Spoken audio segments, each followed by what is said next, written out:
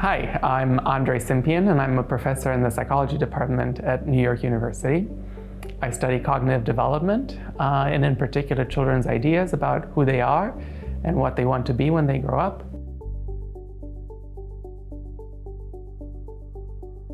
Generally, in our society, we think that careers in science and technology and other related fields require a special kind of intellectual ability, a brilliance that only some people have. And this idea combines with broad societal stereotypes that portray boys and men as being more likely to possess these high levels of intellectual ability, which makes it harder for girls and women to see themselves pursuing these careers, and also makes it harder for others to see women and girls pursuing these careers, which makes them less likely to provide them with the opportunities that would enable them to actually acquire the expertise that would enable them to succeed in these careers. And what's interesting is that philosophy and other careers that are seen as requiring brilliance also have diversity issues. They also struggle to attract and retain women and members of minority groups that are stigmatized with respect to their intellectual abilities.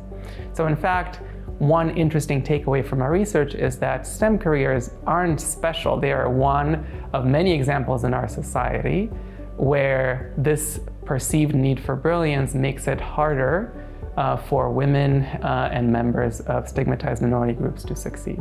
These ideas about needing to be brilliant to succeed in STEM seem to emerge really early.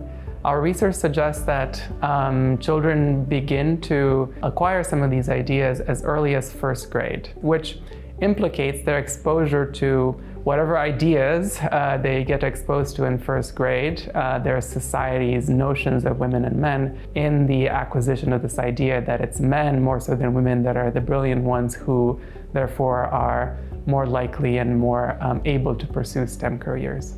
My research suggests several things that parents and educators can do to increase the probability that their children and their students can aspire to careers in science, technology, engineering, and mathematics. One thing that many parents and educators might be tempted to do is try to combat the stereotypes that associate intellectual ability with some groups more than others. And they might do so, for example, by pointing out how brilliant female scientists are. Even though it might feel good and it might feel like a reasonable solution in the moment to try to fight back against these stereotypes, in the long run, you might lose the war by essentially portraying science as something that you need to be a genius to succeed in.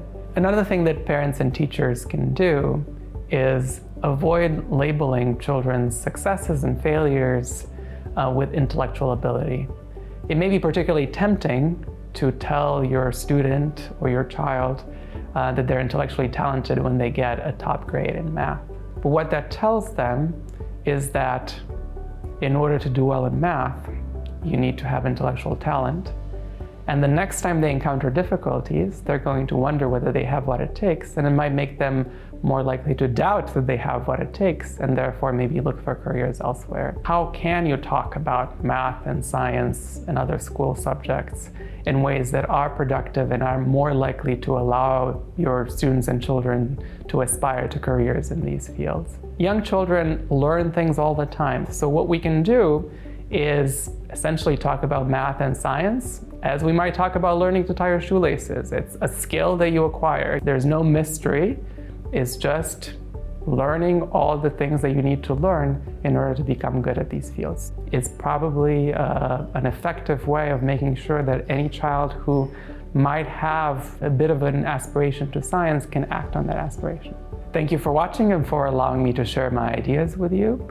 On the screen, you'll see the web address for my website. You'll find there all the papers that I've described in this video. And thanks again.